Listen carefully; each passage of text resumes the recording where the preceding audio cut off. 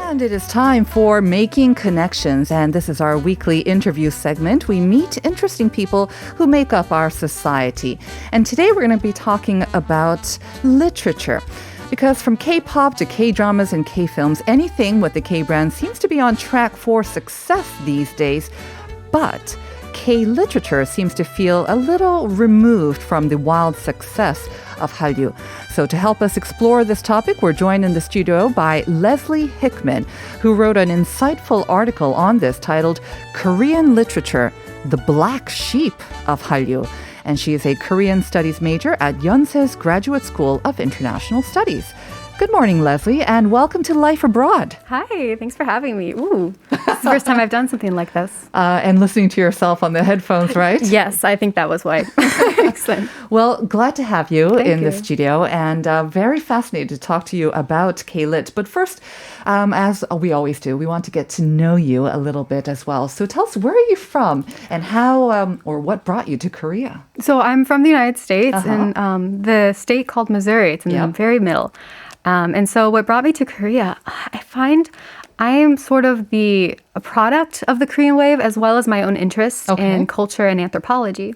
So I have a degree in anthropology, and I've always been interested in other cultures. And so whenever Hallyu became so accessible overseas, I just automatically clung on to it, I think.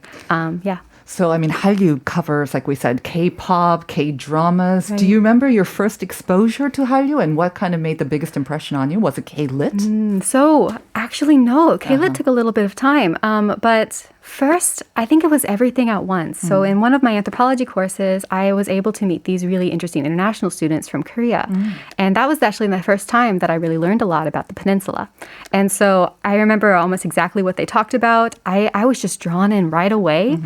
And it wasn't just Hallyu. They talked about there were 4 things that one person mentioned of like technology, plastic surgery, interesting, that got my attention. And then also pop culture and education. And so I was just, all of it was really interesting. It's an interesting mix, right? It was. It's a very perhaps that's why mix. it piqued my interest. I was like, okay, so. So this was how many years ago when you were in anthropology, when you were studying anthropology in college? Not that long ago. Not too long ago. Yeah, so I was it was 2015, I think I first started getting into Korean studies. Okay. So K-Lit, as you said, it came a little bit later. But what brought you to Korea was then it's still kind of just the general interest in Korean culture, maybe an opportunity to work here or study. How did that initial interest lead you all the way here?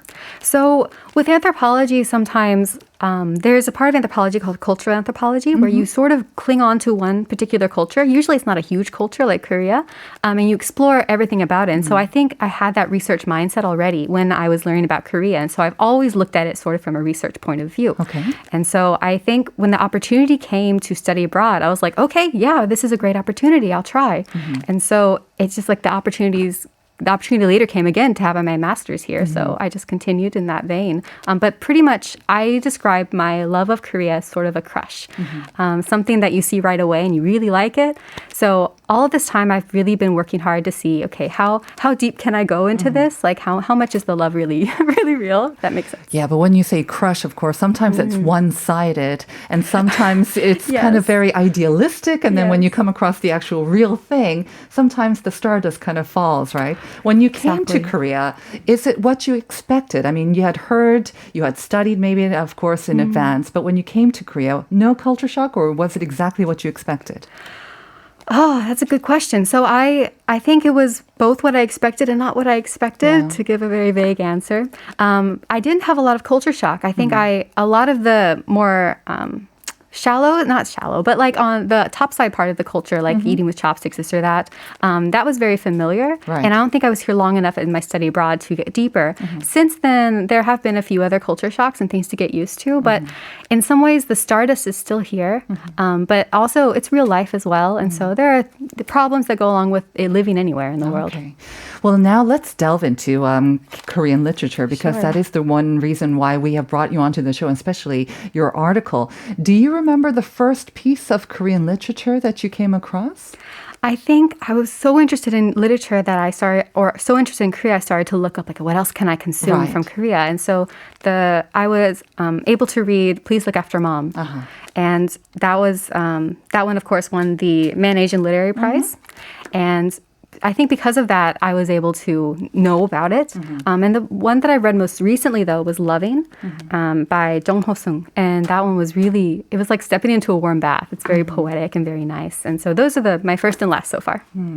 Have you read any works from Korean American authors? Because we have quite a few. I mean, as for example, Pachinko, which was kind of highly rated by critics. And also, I think lots of people just read it in addition. And it's going to be now made into, I think, Apple TV series as well, even maybe featuring Yoon Yo-jung and Lee Min-ho. So it's going to be available to this is news for me. This is okay. So exciting. Pachinko actually was introduced to me through an American friend. He's like, "Have you heard this?" So it's like a huge. I don't know if it's quite fair to compare it to kind of like Roots, but it's a huge novel that follows generations of this kind of family as they go, through life in Korea and also Japan.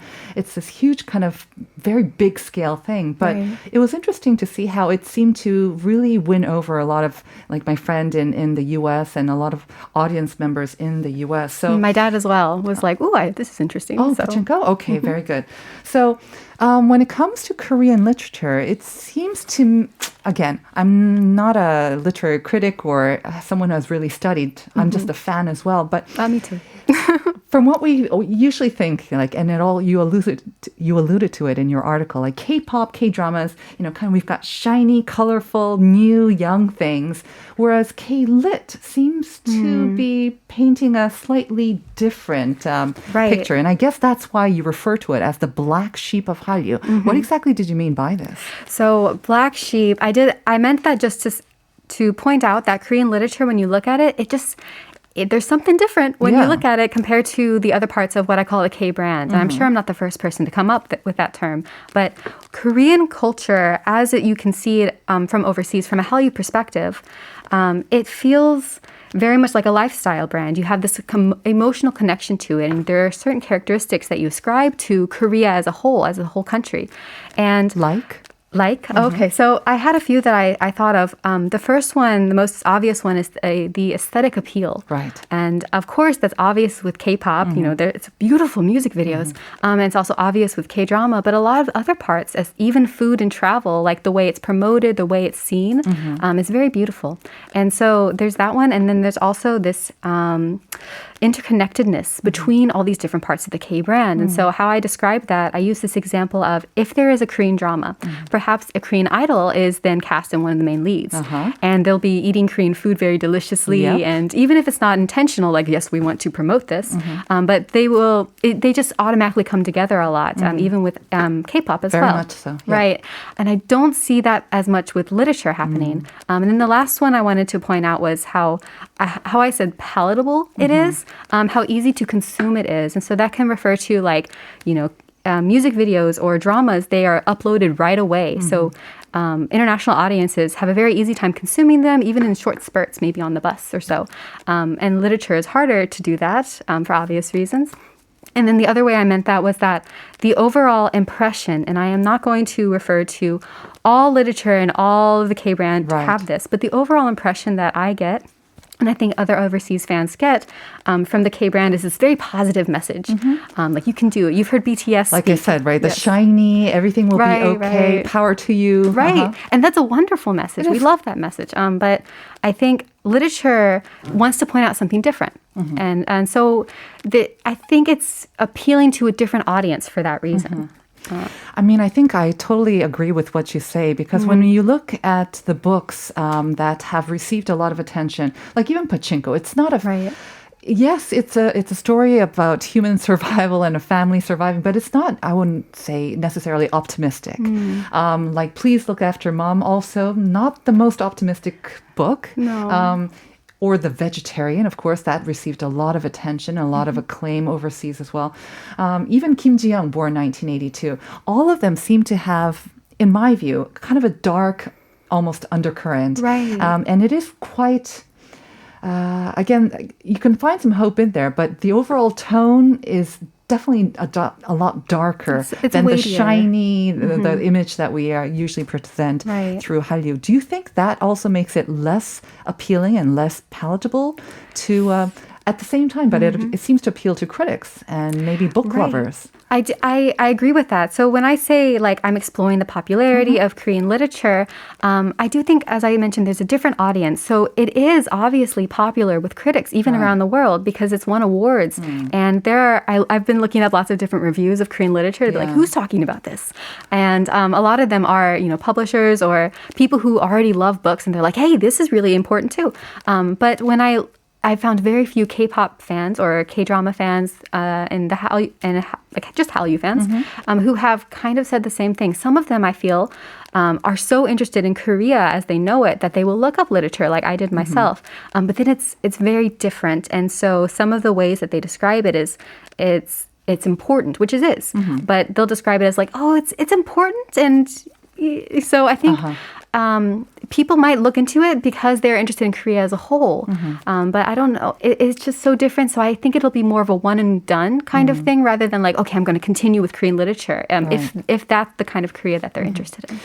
Like you mentioned, the subject matter itself, I think the tone and manner is also very different. But you also touched on an important point, I think. It is probably less approachable to fans, like compared to K-pop or K-dramas. You just have to search for it on YouTube, or sometimes it just pops up automatically, right? But with Korean literature, the way that maybe it's introduced to foreign audiences, do you think there could be an easier way, or is it language? Do the translations have to be better, or do they have to be better promoted online maybe? Or do we need BTS members to regularly start, recommending books or start a book club maybe? Maybe, but I mean, they have in many ways. There are lots of online reviews of like reading like Namjoon because, he's read many, many books. And so if he continues, and he has read like Kim Ji-young. And so if he continues that, then I think fans will certainly want to read them as well. What was the first part of the question that I wanted to say? To make it more palatable or more approachable to fans? So I mentioned in the article something about webtoons. Yes. And at the time when I was writing, I didn't know that it was already considered part of like Hallyu Wave, but it certainly fits all the characteristics that I listed before as well as others. And I think for those reasons, because it's so accessible, because it actually talks about the Korea, a lot of the stories, they actually talk about the kind of Korea that fans are familiar with through idols and through dramas. And food and all of that. And so when I was thinking of webtoons, I thought, okay, so the kind of literature that we are currently translating now, and I'm not saying we should change any of that, but if we want to make something that we can actually call K-literature, something that really does fit within the K brand, there might be some other avenues that we can also explore. And so when I was thinking of webtoons, because it's also, in a way, very similar to literature. It's a written story. And so I thought of these two different novels that have come out. One is called The Banned Book Club, and the one is called Grass. And Grass is actually a translation from 2019. And Banned Book Club, I think, was first published in both English and Korean. But they talk about these weighty topics that literature also talks about, but they do it in a way that is more palatable. It's more approachable, I think, to a lot of overseas viewers. And so you can actually get Hallyu fans, such as my friend who I asked about this. She's a librarian, but she didn't know about the other ones, but she definitely knew about Banned Book Club. And so I think a lot of these fans will be able to read these and get the same kind of stories. Grass talks about comfort women, and Banned Book Club talks about the democratic protest that happened. And so you can get these different stories from Korea. So it's not just like this shiny Hogwarts, like, oh, it's not really real kind of place. Yeah. I think I know, to me, because already K-dramas, a lot of them are based on webtoons, right? And that deal with kind of the modern sort of everyday stories that I think especially the young people relate to, which are a little bit different from the sort of terrestrial dramas. They tend to be a little bit more on the edge, maybe. And so they appeal to this, especially the younger audience. So I think they are very familiar with webtoons and then being made maybe or being introduced to webtoons through K-dramas. But like you say, that familiarity can also lead webtoons in dealing with sort of weightier subjects and maybe darker matter, like you said. And that can also act as an avenue for maybe just K-lit as well. Yes. So... I would ask you, what do you think is characteristic of Korean literature that can make it maybe another sort of Hallyu, kind of make up another segment of Hallyu? What's its appeal, do you think? Korean literature. So the main appeal, I think, is it. So I'll first talk about the novels that you mentioned of Pachinko, and there's also the novel If I Had Your Face by Francis Cha. And so I've been reading those, but the first thing I thought when I was done reading them was, oh, if I were teaching a class on Korean culture, I would assign these novels. So I think when you read these sorts of novels, as well as Korean literature, it also sort of falls within that vein of like, if you want to learn something, if you are really interested in this particular subject, then Korean literature can certainly fill that niche, that you can look at it and be like, wow, yes, I really want to learn more about this subject. So if I think lots of novels that come out that kind of for focus on that sort of thing, that would do really well. But if you're asking maybe like another way, like other novels that might be really interesting to foreign audiences. Right, or maybe even novelists that you find, Korean novelists then that you think would appeal to an international audience as well. So I don't have a particular novelist in mind, but the kind of books that I think of a lot. First, I'll start with like on YouTube, for instance, there are many different vloggers who have like lifestyle vlogs, and they're very like slow, and they're just very calming. And they have so many overseas viewers. Like when you look at the comments, I remember I took a screenshot of one, and the first 6 comments had 4 different languages. Wow. And so one of the vloggers even had an entire video devoted to talking to the foreign fans, and they're all Korean vloggers. And so one of those vloggers had a book, and it was very similar, this lifestyle kind of book. And so my thought, and when I was looking at this, was those sorts of novels that are very full of these either drawings or beautiful pictures, and they talk about Korean life, or they talk about these sorts of things that are already popular with international fans. I just wonder if that could also fill a niche overseas. And I think fans would be really interested in looking at that. I think that sounds like a great idea because, I mean, there is something to be said with the physical book or even in an online form. It does allow you to delve in deeper. Right. It allows you to take more time to interpret it and make it your own as well. So there's lots of content, like you said, that can be made into Korean literature or Korean books that could appeal to a broader audience as well. Well, Leslie, I want to thank you for sharing your insights into Korean literature.